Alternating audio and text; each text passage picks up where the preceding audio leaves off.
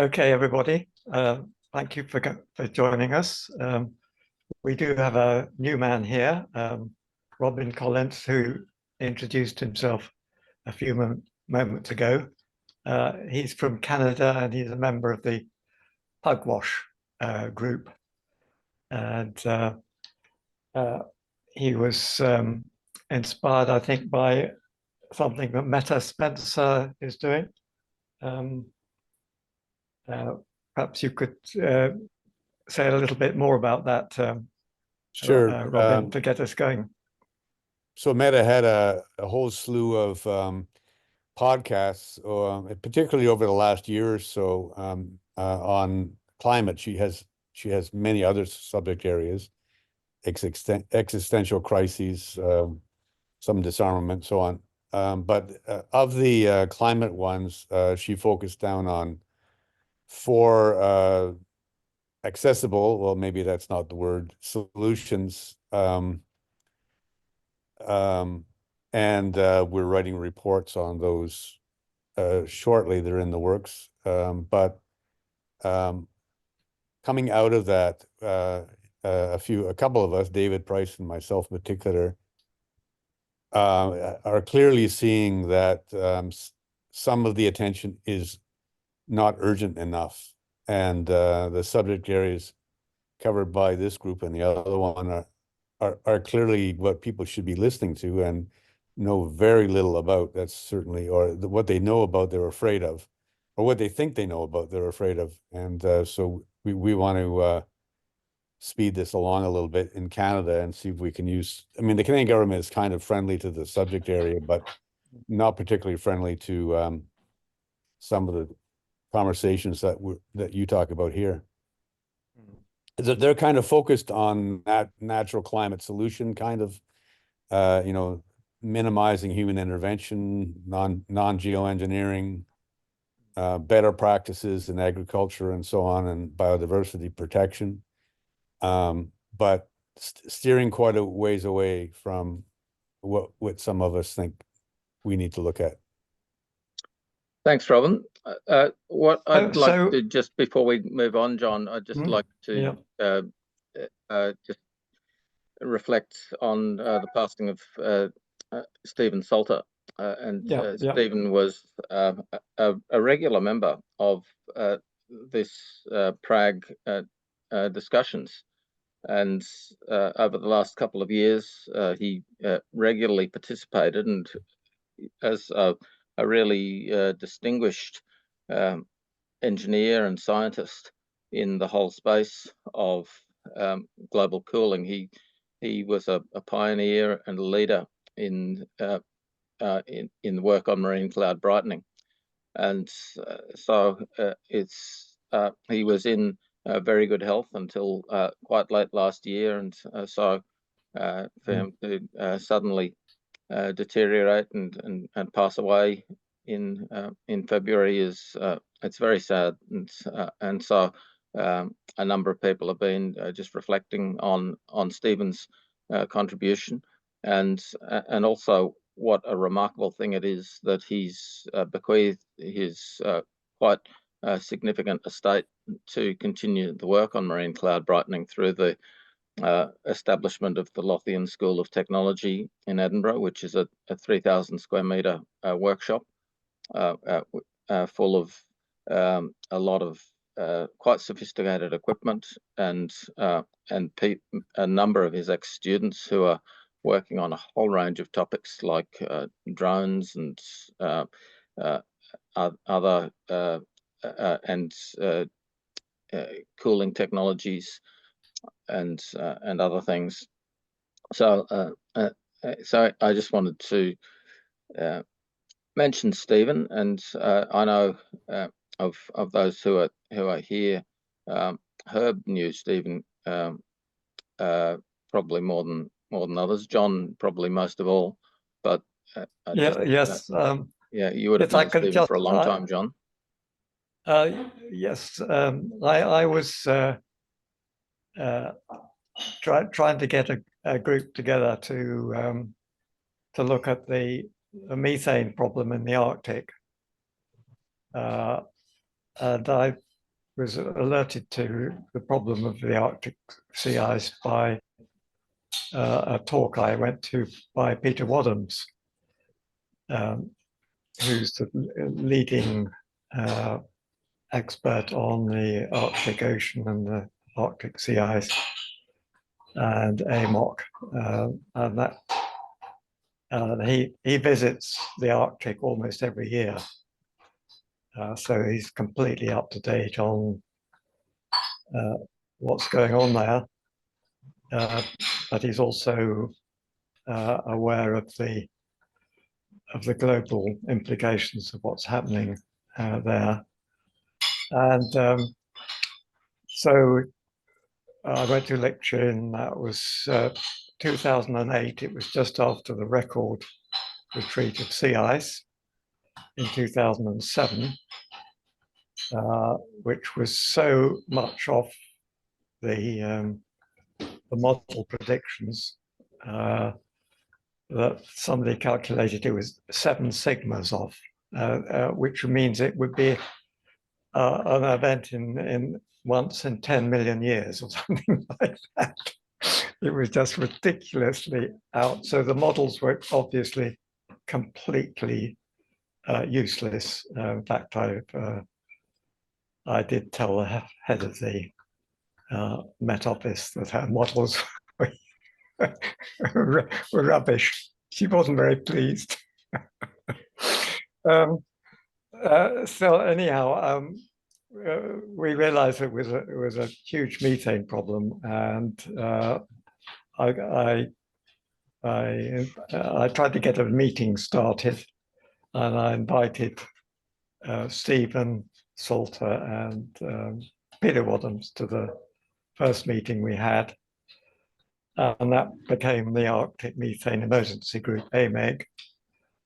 And I think Stephen was probably Peter's friend. Anyhow, we both reckoned he must be one of the best design engineers in the world. And we gave him the challenge of how do you stop the methane reaching the atmosphere. So he had a system which he developed, which is so difficult.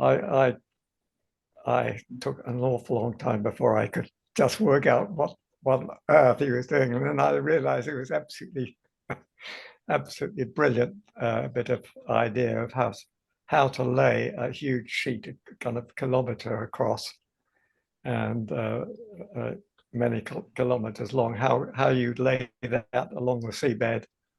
And he devised a way of doing it and talked about how to manufacture the sheet and extrude it in a continuous thing. And he introduced his thesis saying that I was asked to do something impossible, and I still think it might be impossible, but here's my best shot at it. So he was very kind of self-deprecating and modest and very patient, but absolutely had a brilliant engineering mind. And we had lots and lots of friendly meetings. I do have to mention that things turned sour about a year ago when I started challenging his arithmetic. I think though, John, on that point, Stephen has the one up on you that his arithmetic is supported by a major peer-reviewed article published by the Royal Society, whereas yours hasn't been supported by anyone other than you. So when you get published in the Royal Society, John, I think people will start to listen to your numbers. Yeah, interestingly, Peter Wadhams talked about methane at the Royal Society meeting, and during that meeting, Gavin Schmidt, who took over from Hansen as the top of of NASA GISS. He was tweeting at the same time, and Peter got wind of that, and so we know that the establishment is absolutely not to be trusted. And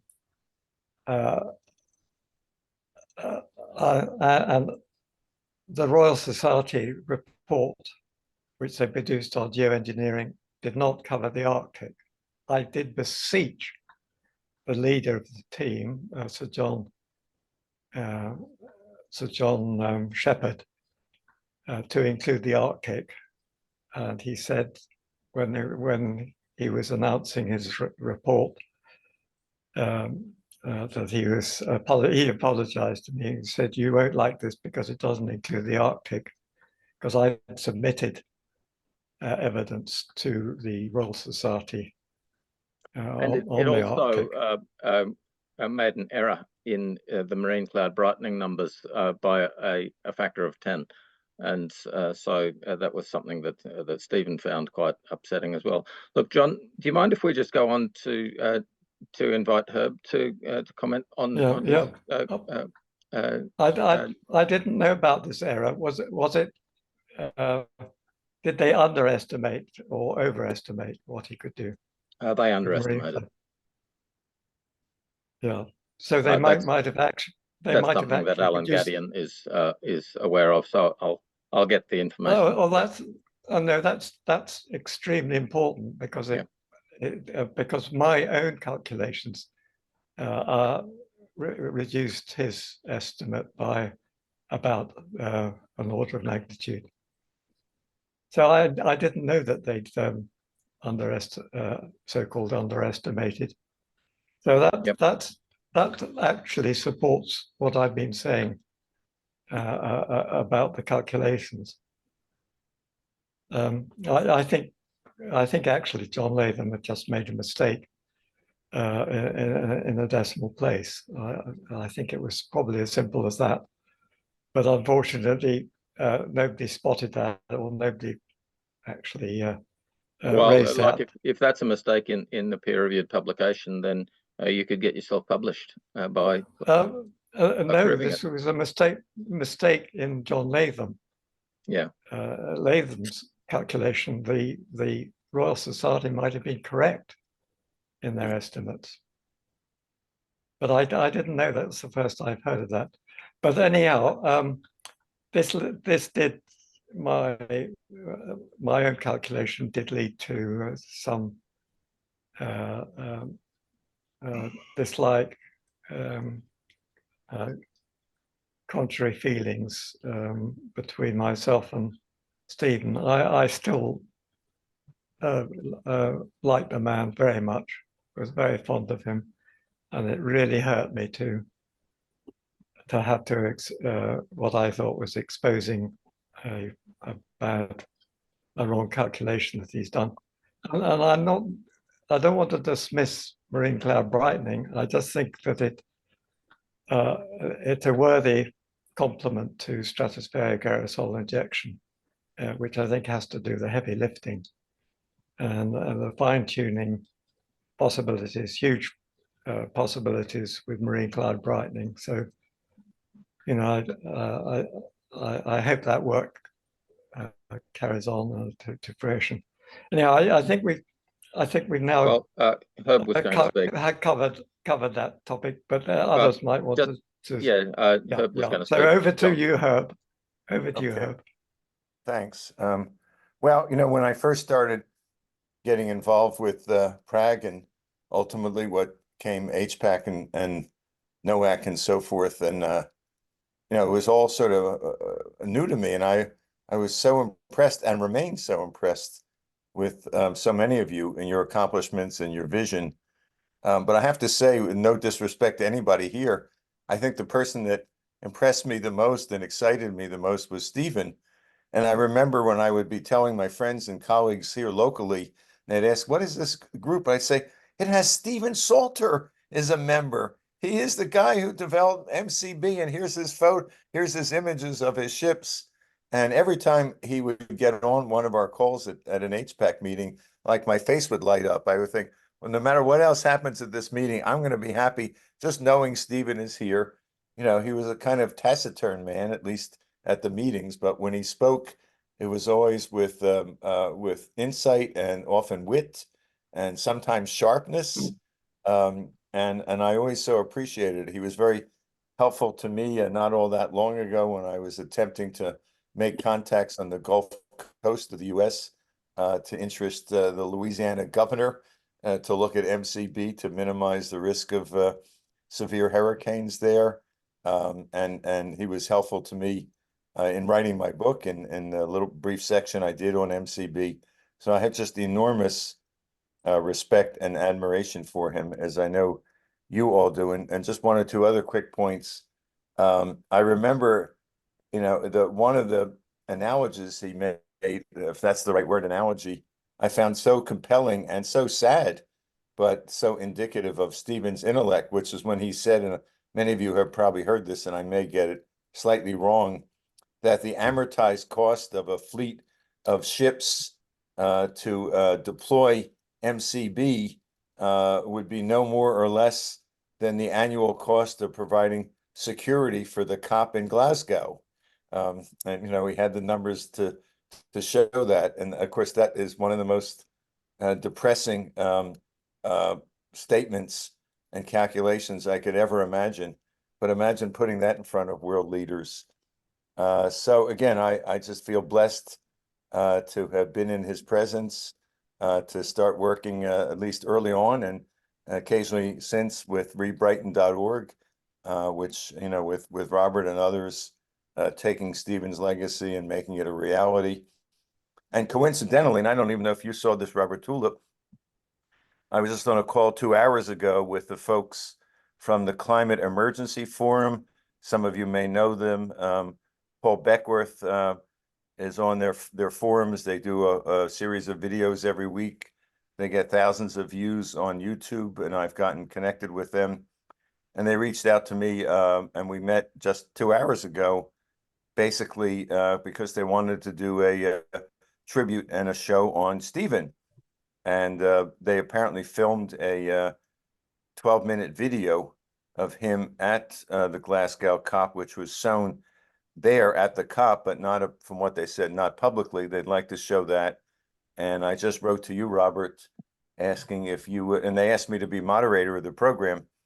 And I wrote to you, Robert, just, you know, I don't know if you saw the email yet, asking if you would appear on the program as well to talk about Stephen, his work, and rebrighten.org. And so we're not going to probably film it until another 3 or 4 weeks because of their schedule. So I would ask any of you who have any anecdotes or anything else that you would like me to say about Stephen or his work when we do that video. And we hope it will get, as most of their videos have gotten, thousands and thousands of views. Please reach out to me. So, you know, I remain very, as we all do, I think, or all feel quite sad, but also heartened that, you know, there's some wonderful people really dedicated to making MCB a reality. And what else can we ask for? What else could he ask for? So back to you, John or Robert. Look, just to speak a little bit further about Stephen's vision. I was able to spend 4 days with him at his house in Edinburgh last summer, just talking through how do we implement marine cloud brightening. And the just to summarize his Stephen's view, the main thing is that it's the technology of creating salt aerosol of the tiny uniform size that's needed for it to work has still not yet been solved. And so Stephen's workshop in Edinburgh has now recruited a young engineer who will be working on Stephen's designs to solve the technology challenge of it's called submicron monodisperse salt aerosol spray production. And so Stephen's designed a spray tunnel to test a range of silicon wafers that can be used to make the submicron spray that's needed. And once that's proved, then the other things that need to be done include a lot more work on computer modeling. Part of the problem with marine cloud brightening is that the computer models that have been developed to date are just too crude. And Stephen was very critical of the modeling work that had been done because they underestimated the potential. Because Stephen's vision, which is, some people saw as a sort of science fiction vision, was of the autonomous vessels that would constantly move to the most optimal location in the ocean in order to maximize the efficiency of marine cloud brightening.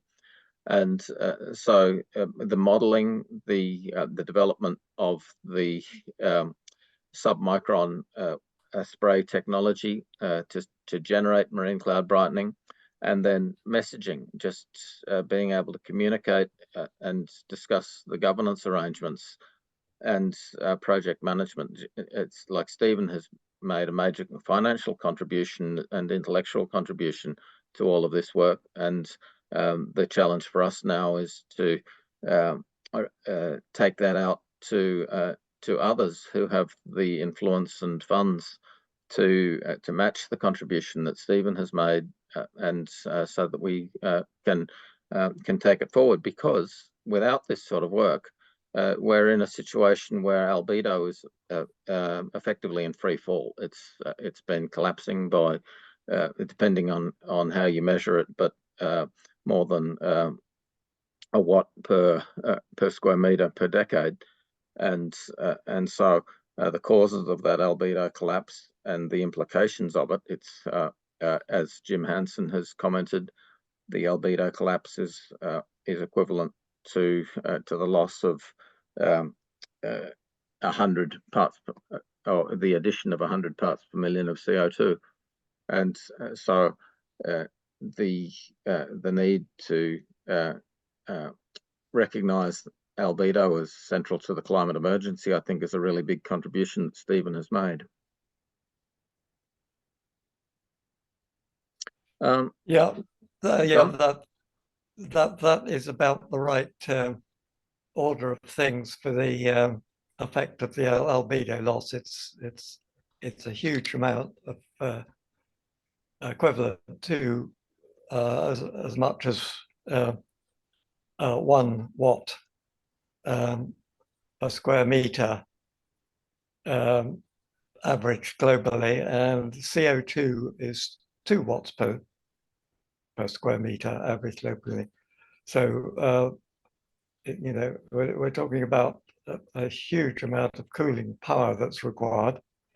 But in addition to the albedo loss, you've got a huge flux of heated extra heat in the water, in the air flowing into the Arctic from the south. In AMOC, for example, that's got heated up, the surface water, and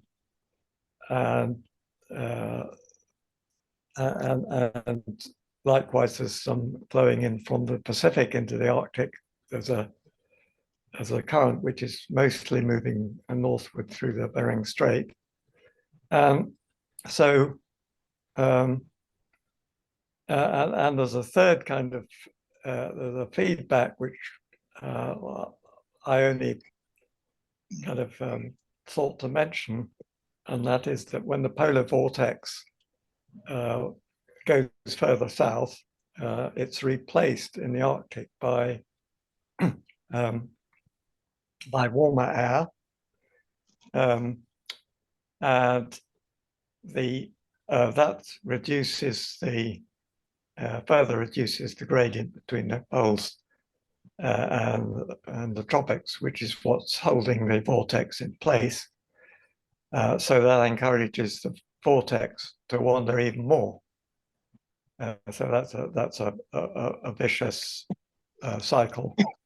I don't know how much effect that is, but you only have to change things a few degrees, and you've reduced that gradient significantly. And as we know, with just a few degrees changing that gradient, it has completely upset the jet stream behavior. So it's meandering more and getting stuck in places. And this is something that the IPCC, the Met Offices of this world are just not facing up to this effect. It's quite clear. And even Jennifer Francis, who was a great proponent of this and showing all the effects, she's gone very quiet about it. And one wonders what's going on in her mind. So I've been probing her to try and find out what's her problem. And she thinks that I'm completely wrong about everything, and we should be reducing our emissions and concentrating on that. I don't know if you've been following that.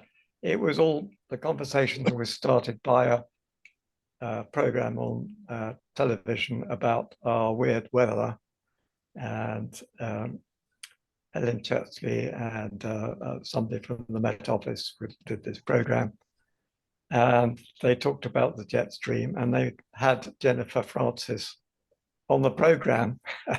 This was when I told her, this was the first she knew about it.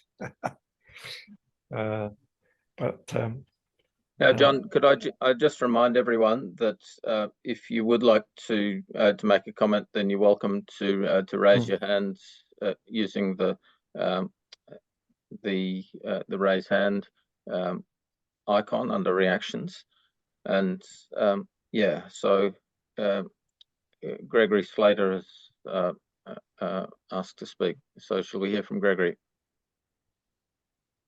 Can I go ahead? Yes, please. Thank you.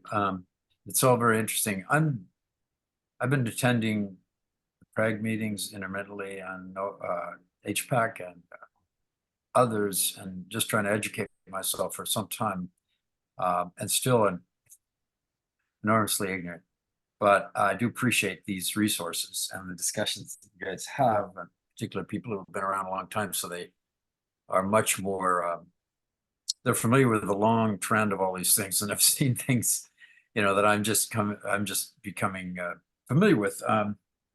But it's really hard to get a handle on the whole picture, and I'm very much in favor of condensed documents that allow people who come into this, including members of the press, etc., to get a sophisticated view without having to do an enormous amount of research on the status of things. I don't know if resources, I'm not sure how many resources everybody's put together already, but I think that would be a great help, and I'm willing to contribute on those. I've sort of started on my own with just cobbling together stuff, and of course it's totally inadequate because of my state of ignorance, but in any case, that's something I would suggest. But there was another point, a particular point on Wadham's. I heard about his dire predictions for methane blooms in the Arctic, I thought at the time, due to continental shelf. It related to the continental shelf deposits now. But I'd heard about this years ago, and I saw videos of him speaking, and he was criticized. When I tried to look into it, there was a lot of criticism from academic scientists and researchers, among those questioning, saying that they have looked at how deep the warming goes. I think this was the argument, and they don't find any evidence that the warming is getting to the depths that it would melt deposits. Now, I'm not sure if I've got it right, but what I came away with was, and this is years ago, that this guy seems to be an alarmist, and it's because he said he was giving these enormous figures for what the equivalent effect. You could get like half a degree or something like instantaneously. I'm exaggerating, but these kind of things. And he was very much criticized, and this kind of criticism seems ubiquitous on anybody who tries to do work on geoengineering or anything, or dealing with these problems. But I just wonder if anyone has a condensed opinion of the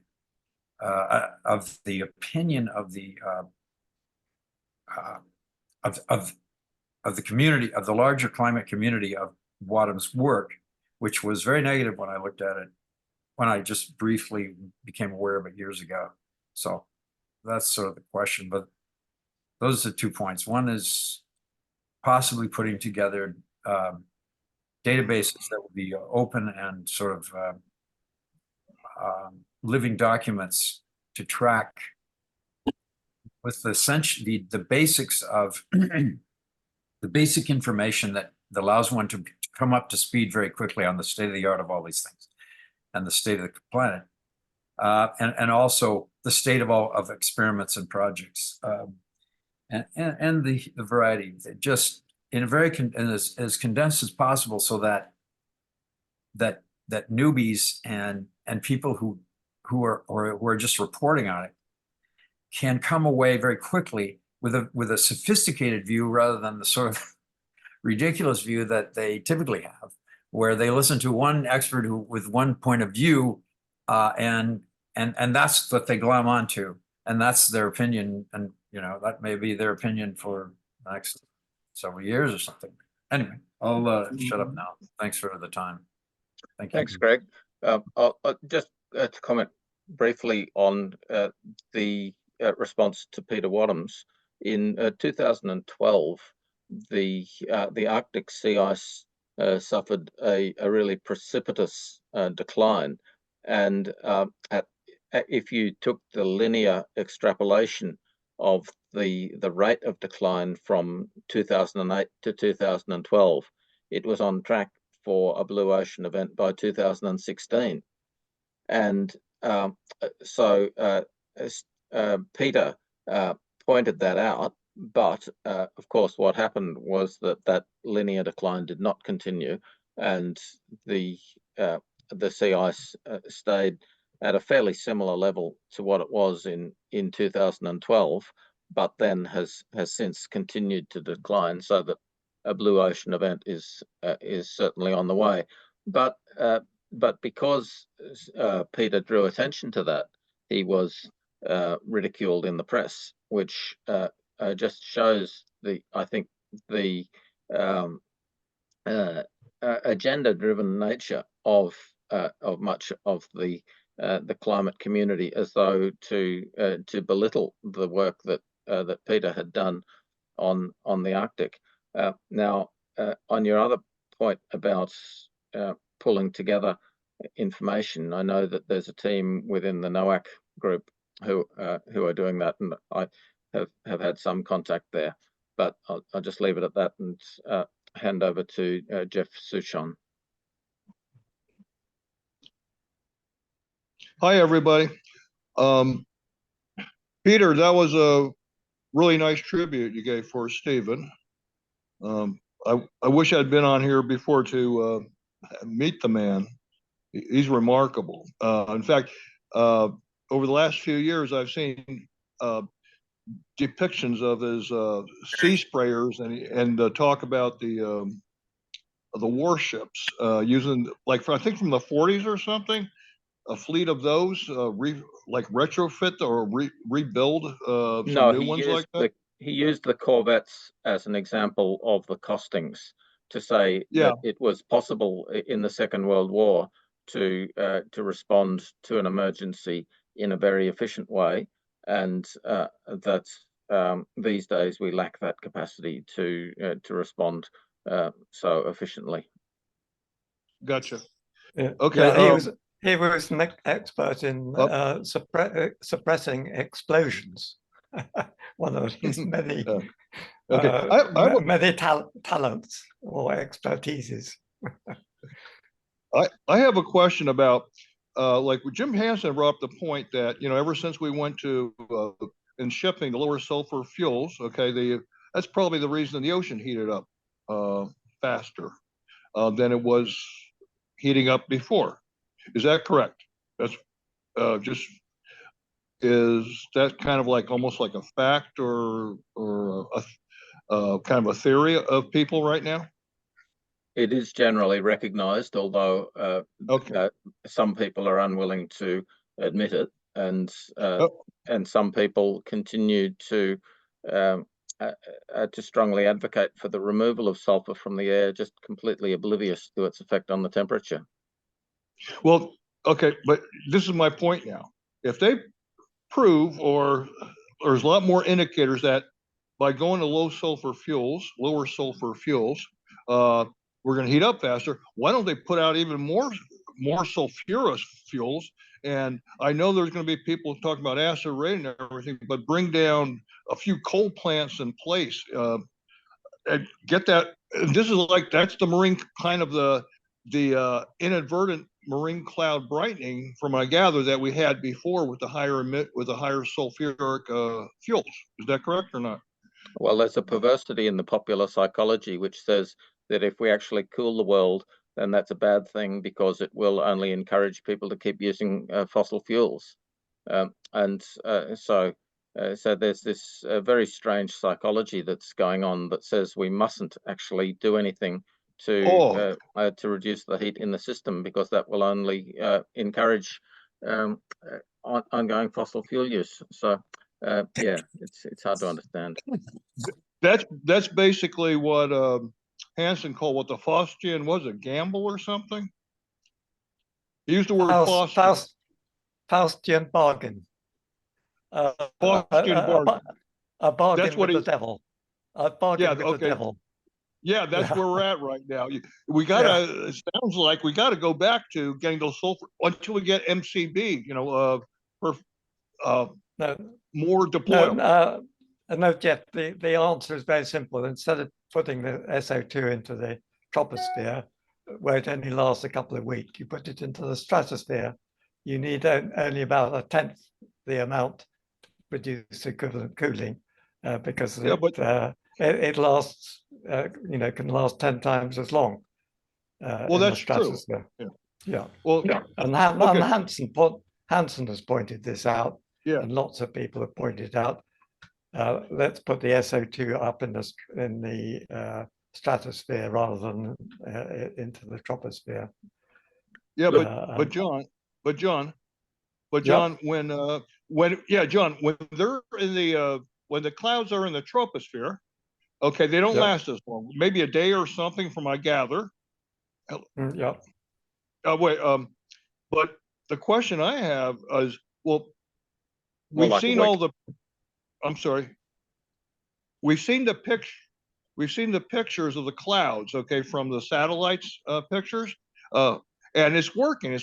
They were reflecting before, and I know you put the SAI way in the stratosphere is going to last longer. It's going to cover everything globally, but the fact of the matter is, when we had those ship-induced clouds, they worked. They cooled. And so why not go back to that? I mean, if it ain't broke, don't fix it. And this is crazy. Yeah, so Ron Bainman has written a letter, which a number of people have signed, and it's gone to the executive director of the World Meteorological Association to draw attention to this problem of the warming effect of the removal of sulfur from marine shipping. Yeah. So it's something that's received quite a lot of attention, but somehow not sufficient attention to get anyone to do anything about it.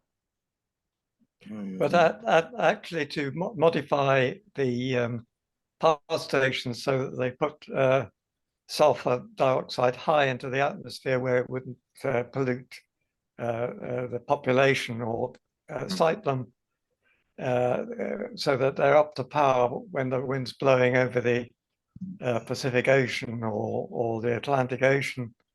That was proposed. In fact, I was proposing it, and I tried it out with Mike McCracken. He said that would have a really good cooling effect, and various other people. But we realized that there was so much opprobrium of SO2 as a pollutant that we were losing battle. But putting the SO2 into the stratosphere is a winning strategy. Nobody's found any show-stopping problems with that, although they've tried ever so hard. All the people who hate the idea of stratospheric aerosol injection have tried to find something wrong with it. It's the most examined technique ever proposed by way of geoengineering. Only in theory, not in practice. Yes. And we have the experiment done for us by volcanoes who've done it. I didn't. So we've measured the SO2 given off. We've measured its optical density and the cooling effect that it produces. John, let's move on if that's all right. Well, can I switch you people to the previous one on methane hydrates, Peter Wadham's work, because Peter Wadham's one of the great heroes of this. It was Natalia Shikova and her partner Igor, the Russian scientists, working in conjunction with the units in Alaska, who actually went up there and carried out the measurements. And they were up there with research ships documenting methane bubbling all the way up. And I put posts in here for the interviews with Natalia that my colleague Nick Breeze did some time ago, which gives you a very good explanation of that. But there seems to be an awful lot of evidence that is beginning to move forward. And I tend to take the word of the people who've actually been up there, physically measured it, photographed it, videoed it so you can see it, and produced evidence of it. So there is a risk. The big risk is a seismic event. So you get an earthquake that runs up through there that shakes up the sediment and opens up the various cracks that allow that methane to come through. So if you had a big event, you might get a sudden release, which is what they were concerned about. And that is appears to be a viable possibility. May or may not happen, but it's certainly a serious risk. And when it happens, as we know, methane is a powerful greenhouse gas, but you actually effectively get a lens. You'd get so much methane released from the ocean surface that there wouldn't be enough hydrogen radicals to break it down. So you might get some quite intense warming over that water. And as we know, those Arctic seas have warmed significantly in the last 18 months. So it becomes a very tangible risk. So I think Peter Wadhams was ahead of his time. I mean, one of the reasons we're seeing at the moment that sea ice extent has not dropped dramatically is actually that the quality of the ice has reduced up there. It's melting out and it's spreading out, but the volume figures are well down. So this could move very fast against us this year. We have these extraordinary sea surface temperatures and indeed global temperatures. So this may well be the year that Peter gets proved right. Right. was my comment to that one. Just switching on, John. We cannot get involved in releases into the stratosphere without also working on systems to reduce the acidification effects, particularly on the ocean surface. And ocean acidification is a huge problem. We've got some figures out today about extreme bleaching all the way along the Great Barrier Reef. And if we lose the oceans, then we lose CO2 drawdown, we lose oxygen production, and one of the key features is the marine microlayer, that very thin layer where the gas exchange happens between the ocean surface and the atmosphere.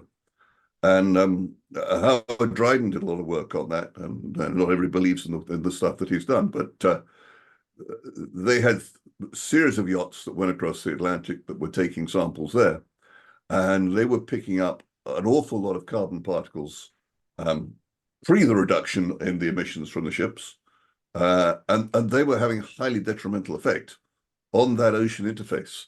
And it appears to be one of the places where biology works to manage the planet's temperature. Phytoplankton, zooplankton release diethyl sulfide and other particulates, which form the nuclei for cloud formation. And their numbers are way, way down when they're being poisoned by plastics and other pollutants on the ocean surface. So, we desperately need a lot more research into that.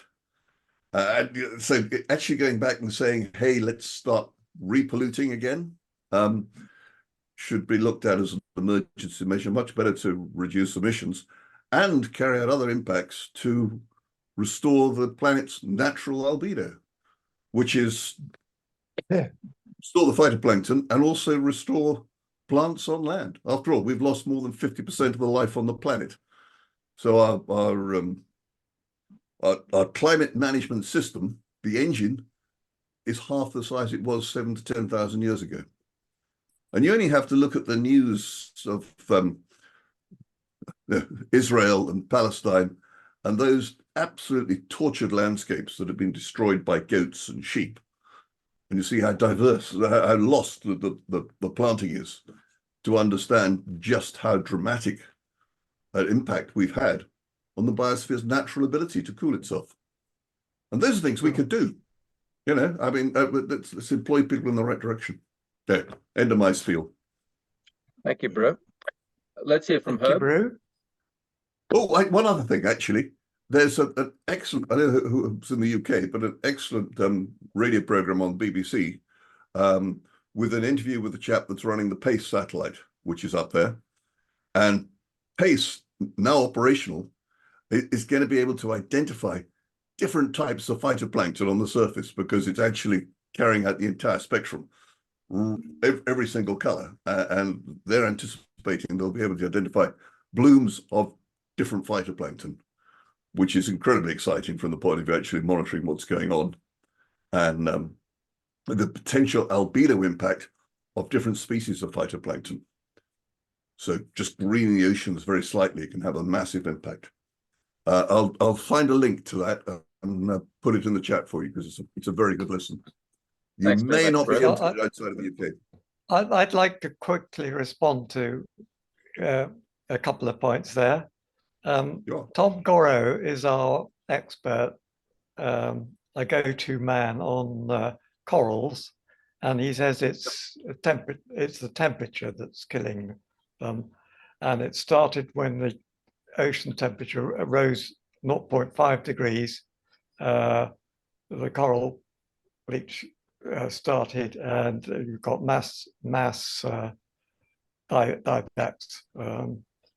And it's getting worse, and of course, so cooling is the essential thing, and he thinks that the ocean acidification is not nearly so important.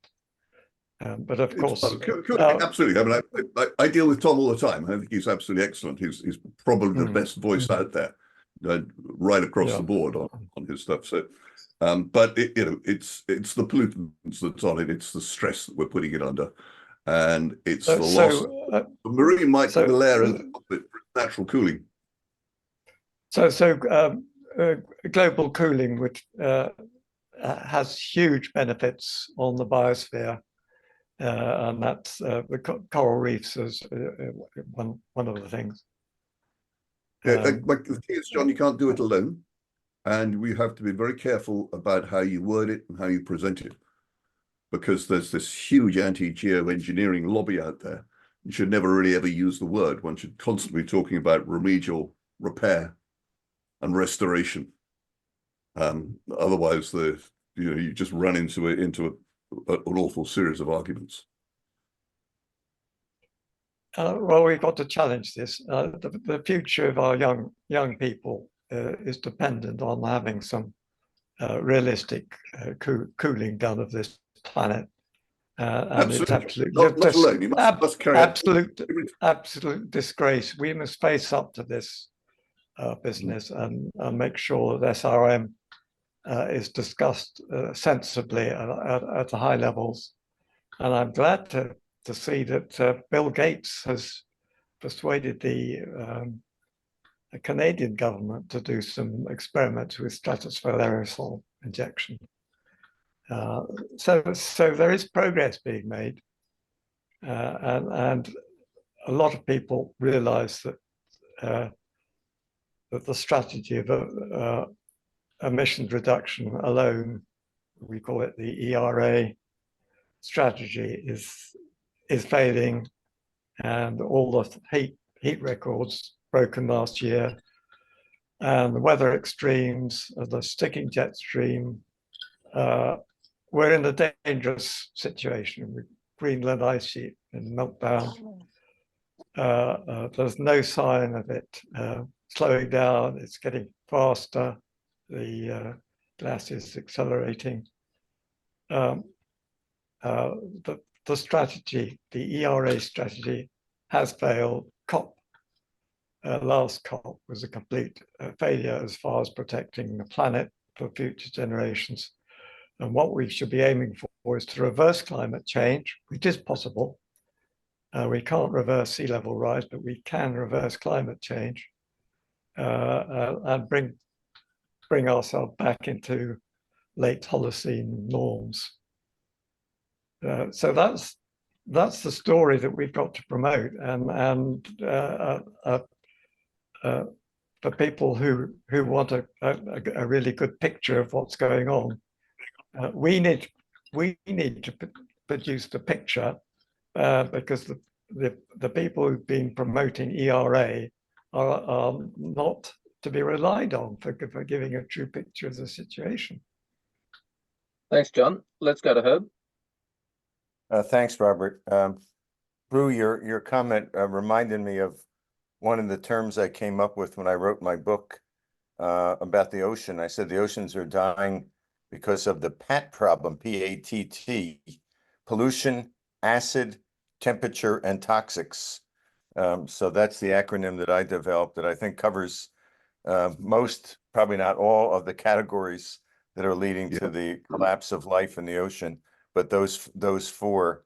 I don't know if any of you saw, again, this was just earlier today, I happened to see a post, I forgot which of our groups, but I think it was sent to all the groups, from Alan Kirsten, where he was talking about his approach, which was to use several of these technologies in sequence one after the other, and the details aren't important, and I don't remember them anyway. But it struck me when I read that, and I wrote back to him that from the HPAC, our mantra is sort of agnosticism in terms of technology or approach.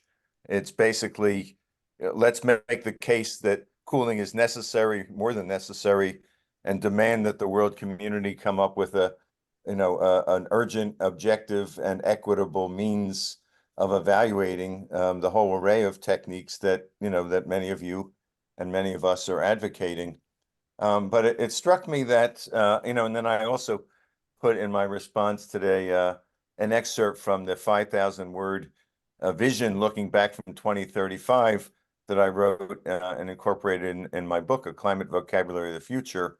And it struck me, and I mentioned this in the post, that's what I really wanted to get feedback on right now, that at least I think it might be useful for proponents of particular, I'll just call them pathways, not necessarily technologies, because it may well involve a series of technologies and actions that may not even involve technology. It may be behavioral change or taxes or whatever, though clearly based on the work that most of us do, technology would be a central component to basically, if each one of us who was willing put together no more than a 2 or 3 page description written for the layperson.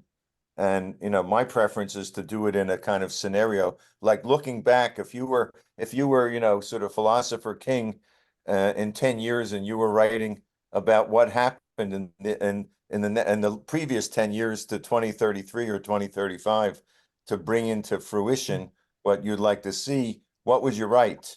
And if we collected all of those, 5, 10 of them, whatever number there was in some kind of little anthology, I think it could be an enormous contribution, both internally for us to be able to look at and compare what our colleagues have come up with, you know, in the kind of friendly, but often critical way in the best possible sense that we do, but also to the larger public.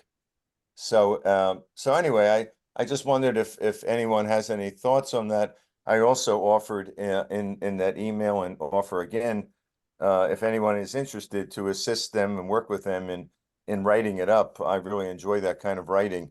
So anyway, I throw out that idea. If you think there's some value to it, I'd like to hear it. And if you think there's not any value, let me know why you think it may not be a good idea.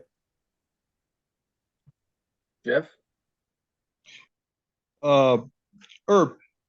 This is what I'm writing. It's titled Earth Also Rises, and it's also subtitled An Earth Carol. It's a tale of 3 Earths. The Mother Earth triplets, Gaia, you know, you spell it different, and Terra. But what you're talking about, one of the planets went and did all the right stuff. The stuff like kind of we're talking about, but the SAI, MCB, the whole 9 yards. The worst Earth is the one that did it. It had a Trump in control, and they just kept doing delaying, and it got too late. It's at 3C.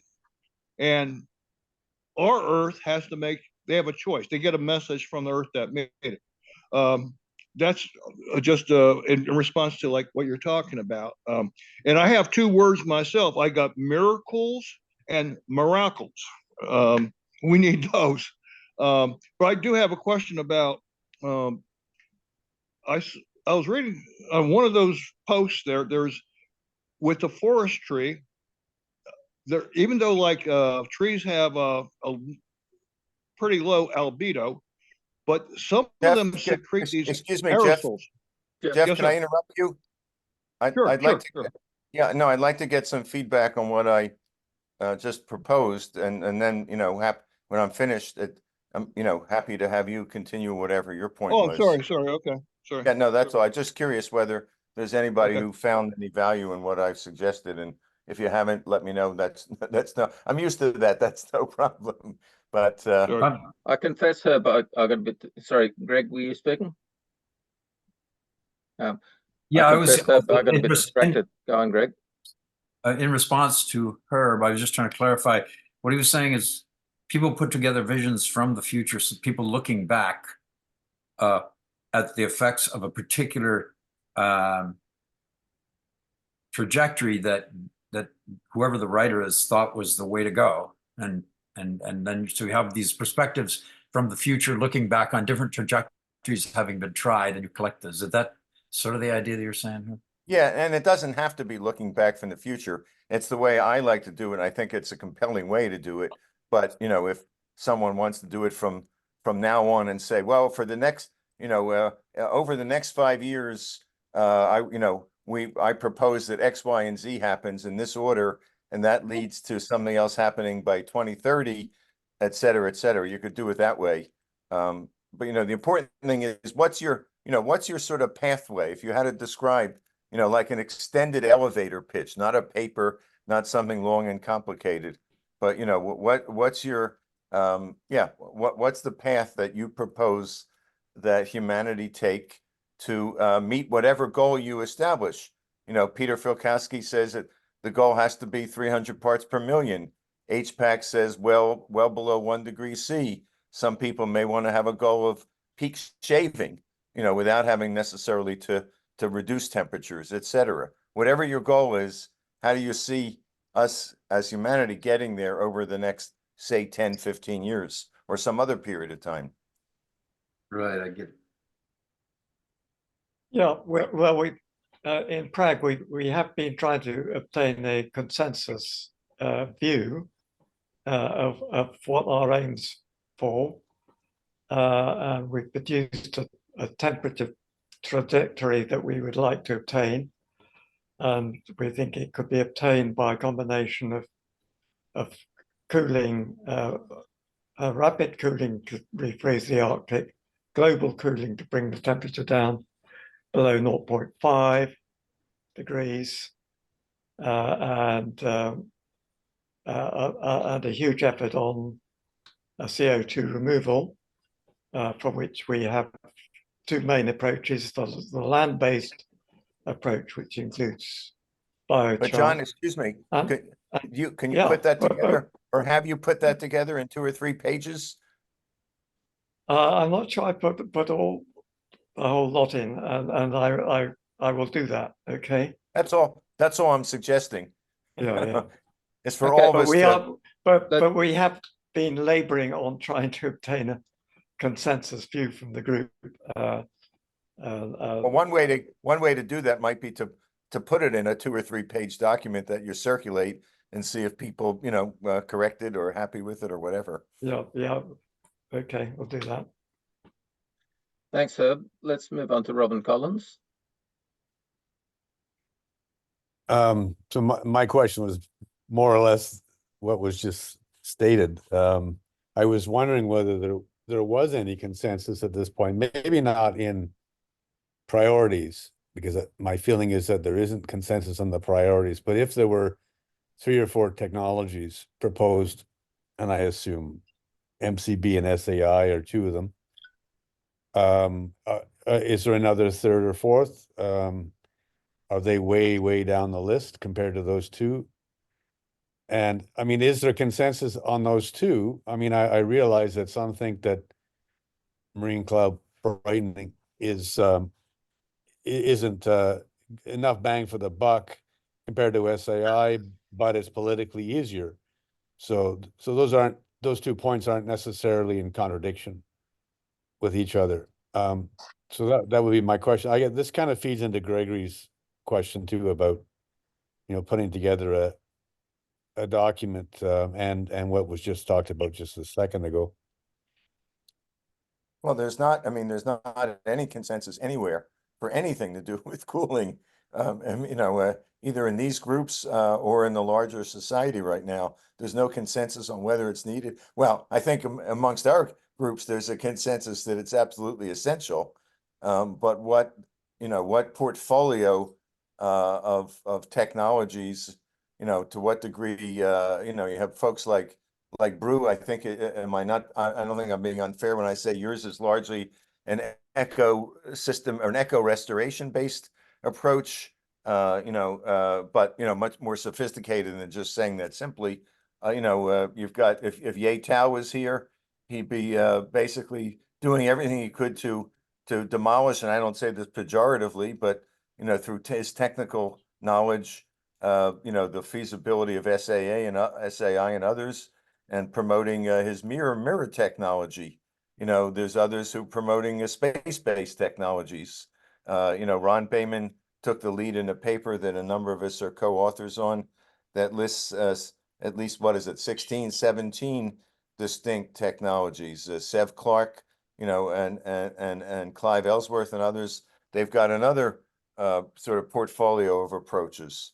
So there's, it's kind of the Wild West.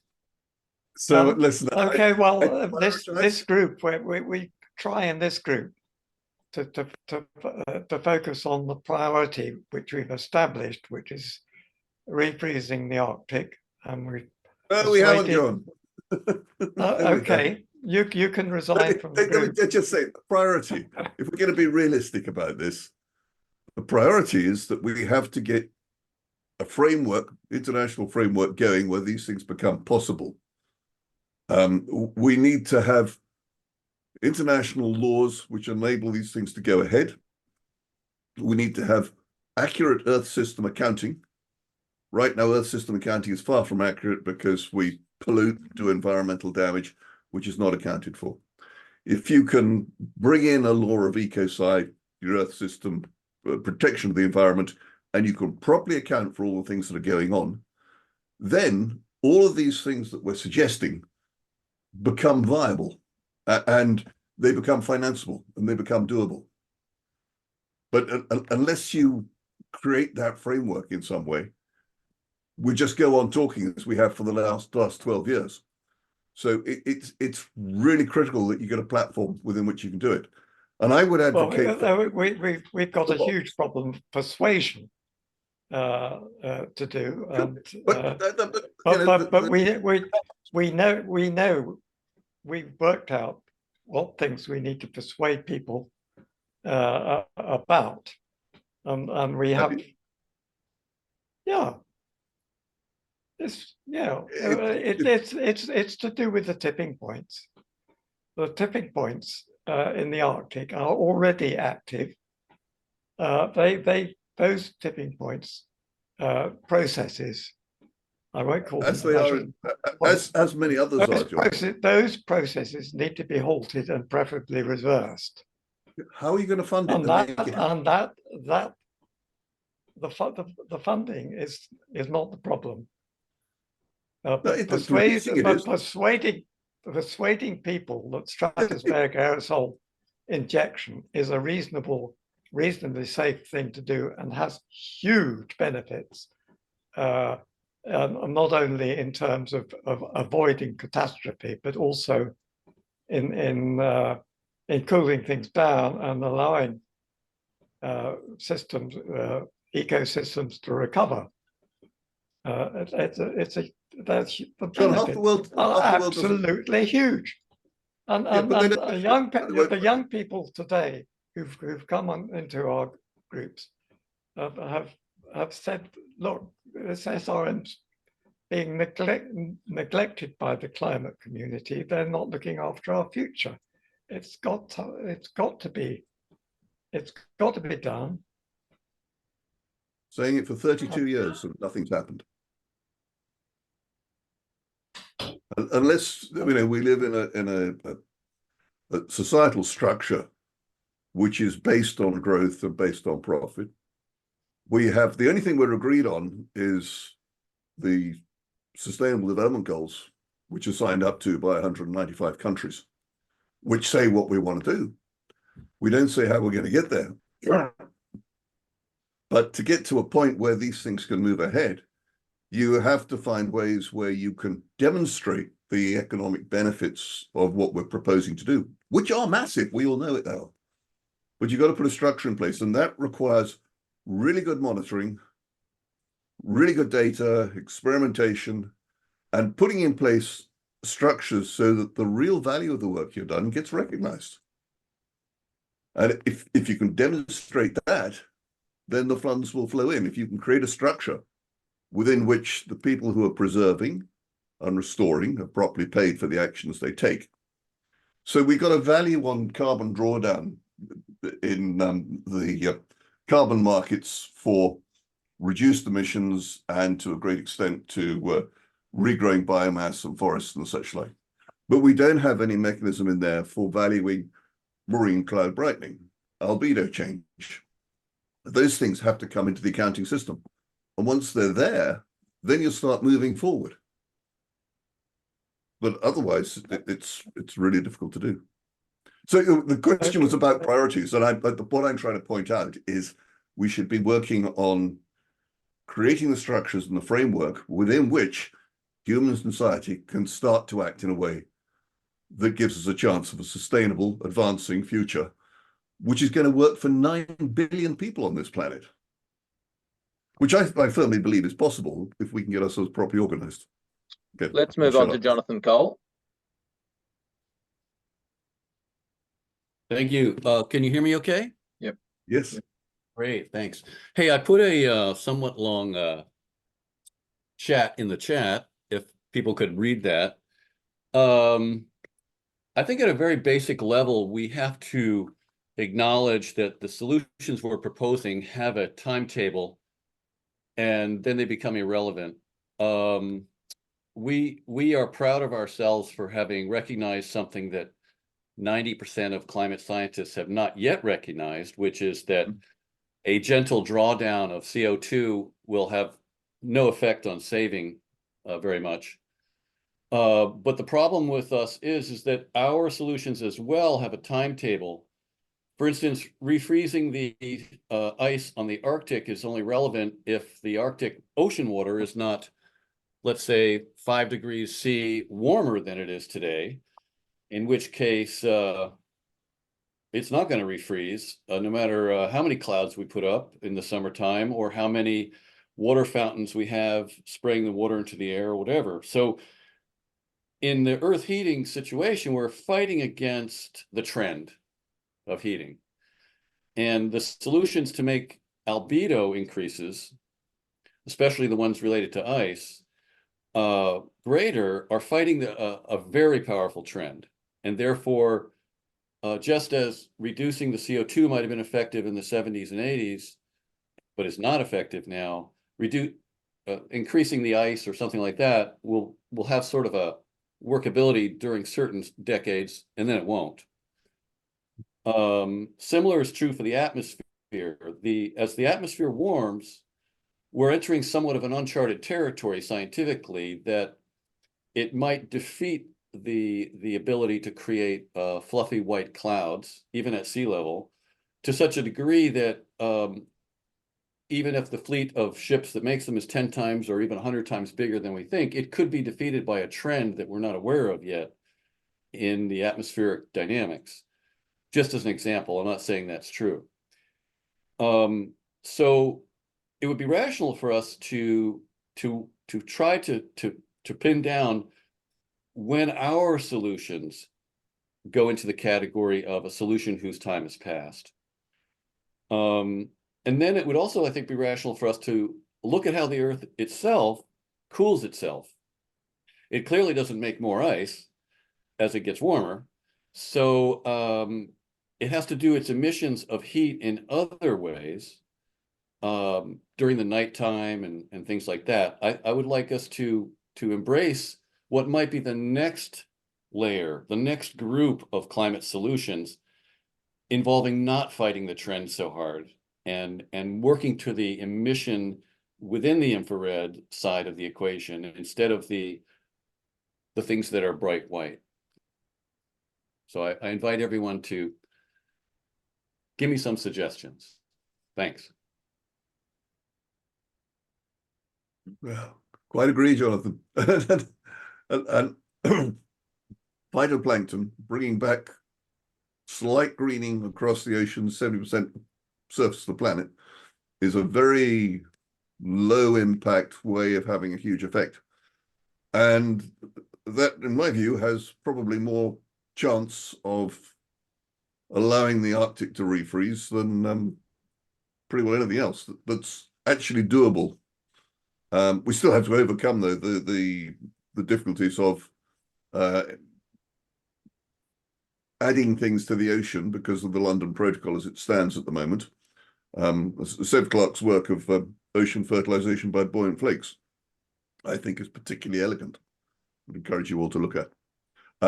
But on land too, there's some of these large-scale restoration projects, and the work that Peter Bunyard and Rob Delat have been doing in identifying how forests work to cool the planet and transport heat up into the stratosphere. Really interesting stuff that's come forward. And I think, you know, the Great Green Wall across Africa, the Chinese Green Wall, the huge planting projects that are going on there. You know, these are ways that we could employ hundreds of millions of people which would be incredibly beneficial and productive, because you can make food, improve microclimates, and create wealth because you build economies around them. So one thing that I would like to add is that what Jonathan pointed out about the limitations of directly refreezing the ice in the Arctic is that it can be undermined by global system problems. So the hot water that's flowing into the Arctic from both the Pacific and Atlantic Oceans has to be cooled down itself, and so just the whole need for planetary systems thinking that looks at the system as a whole. And one of the surprising things that comes out of that is that to cool the poles, we can actually start in the tropics.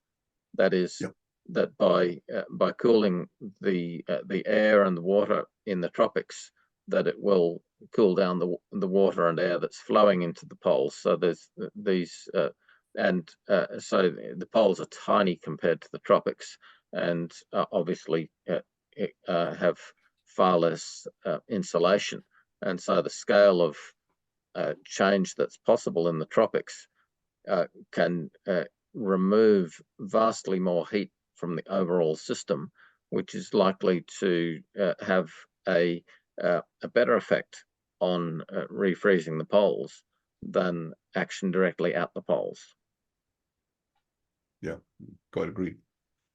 Yeah. I think one thing that's overlooked. Okay, the reason why we start in the further north, cooling from 50 degrees further north, is that we wanted to increase the temperature gradient between the Arctic and the tropics. Cooling the tropics would actually increase that temperature gradient. So that's why we want to start at the poles and work towards the equator as far as the cooling is concerned. The nice thing about north of 50 degrees in the northern hemisphere, at any rate, nearly all the surface water is flowing towards the Arctic. So if you cool that surface water, that cooling power will flow into the Arctic. So marine cloud brightening over the whole of the northern Pacific and the northern Atlantic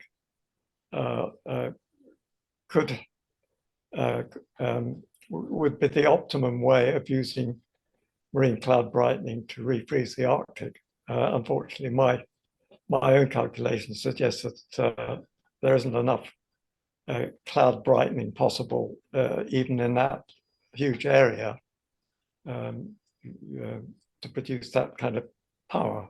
Because we need almost as much, we need about half as much cooling power to refreeze the Arctic as we do to counter global warming, at least the CO2 component of global warming. Let's go to Greg Slater. I'll go ahead and pass so someone else gets a chance to talk. Okay, back to Jeff Sushon. Okay. I have a question about as far as like everybody's concentrating on a lot of, I hear John a lot about the poles, but most of the insulation is around the equator from what I gather. And I know and poles already have a lot of albedo that we're losing. I know we want to save that, but I think, don't we get the biggest bang for the buck in getting rid of the heat problem is concentrating around the equator? Okay, that's one question. The other question is kind of like a statement I have with what Brew was talking about. I think the big thing is this is everybody's missing a point here. Everywhere I see it, every once in a while I see it brought up. And it has to do with climate justice too, but I'm not even just talking about climate justice. I'm just talking about making it right, doing the thing right. We talk about, we got 8-9 billion people, God knows how many. We don't even know if the counts are right, okay? And the thing is, those people can get rewarded for stopping this global heating disaster.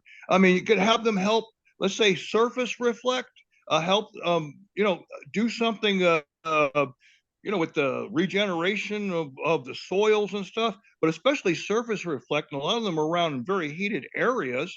This is part of this.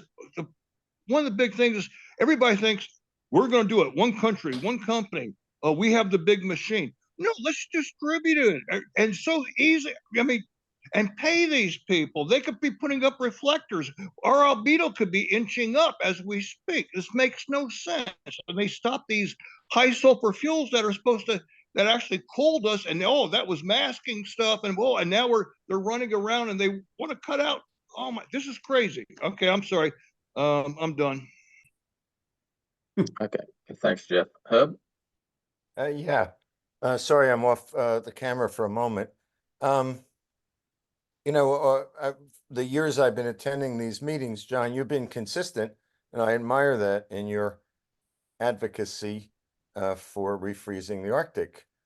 And I have to say, I'm a little surprised I haven't done this before, but I just went to the Planetary Restoration website, and it says PRAG's mission, let me just read it, is to identify means and promote action for planetary restoration, restoring norms of temperature, climate, and sea level rise close to the late Holocene norms, such as to achieve a safe, sustainable, biodiverse, and productive state for our planet.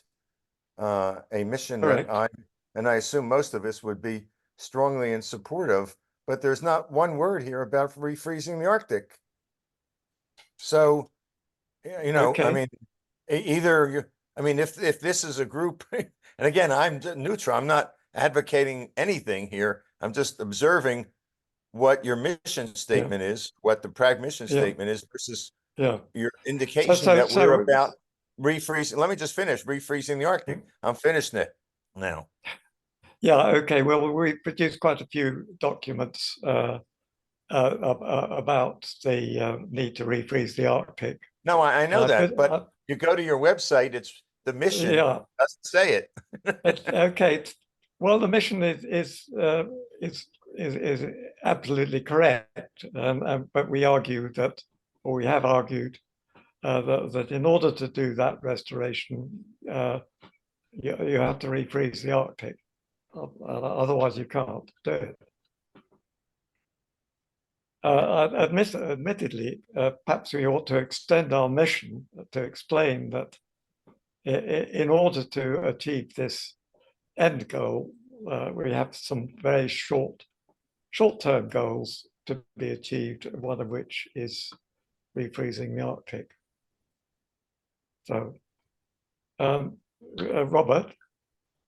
Yep. Robert, could you include that in our mission statement? Well, maybe we can revise it, yes. Please, thank you. John, here's a thought for you. As the AMOC slows and stops transporting huge amounts of hot water up into the Arctic, we may end up with a much cooler Europe, therefore more snow and ice cover, therefore higher albedo, and we may actually get a certain amount of feedback where the Arctic suddenly starts recovering. So you get a massive melt, AMOC shuts off for a bit, and then the ice recovers just for a while, and then of course it all starts melting. Yes, I'm aware that we could let Greenland ice sheet it may bounce. Shut off the AMOC, and the Arctic would recover some sea ice, but that probably involves a sea level rise of half a meter commitment to sea level rise of up to 7 meters from Greenland, and then sympathetic from the glaciers in the Antarctic, even more than 7 meters of sea level rise, about 15 initially. And then you've still got global warming going on because of the greenhouse gases. You've still got the methane. The methane might not come out quite so fast, so allowing the Arctic to refreeze over. Well, what I'm saying is that there are some scenarios that could happen, but they're ghastly. And losing the AMOC would destroy all sorts of things. You lose the oxidation, the oxygenation rather of the deep sea, because that's one of the things that the AMOC does rather well. So it would be a pretty catastrophic, I think. So we want to head that one off. We're out of time, so thanks everyone very much for joining. Just final comment, John. Yeah. Okay. Well, I think we need a better description of the situation as we see it, as opposed to the one that's being promoted by IPCC and the ERA lot. And we must be frightened by people who just say the SRM is a obnoxious idea, and it's just stratospheric aerosol injection is beyond the pale. And we mustn't be cowered by that. We must forge ahead, and we must persuade people. And I'm very glad that Bill Gates is doing something with the Canadian government. I hope we can find out what it is and build on that as at least some progress is happening. And we've got a lot of youth interested in this SRM to save their skins, basically. Okay, well, thanks everyone very much for joining. And I'd just also like to just acknowledge Dennis Garrity, who's joined us. But sorry, Dennis, we haven't been able to hear from you, and hopefully we can do so in future. And look forward to just continuing the conversation at another date. Thanks all very much. Okay, bye-bye.